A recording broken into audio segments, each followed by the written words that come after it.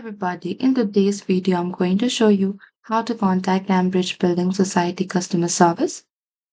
Firstly, you need to open any of the web browser. And in the top, there's address bar. You need to type down Cambridge Building Society and enter it. And from the search result, you need to select this top website here.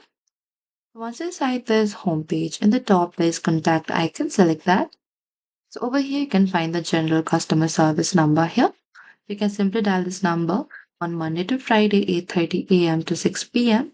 and Saturday, 9 a.m. to 2 p.m. And it is closed on Sundays and bank holidays. And before contacting support, make sure you have your account information ready for verification and never share your password, PIN, or security code. And that is it. That is how you can contact Cambridge Building Society customer service. Thank you for watching this video. I hope this video was helpful. If you have any queries or confusion, please comment down below and we will reach out to you very soon.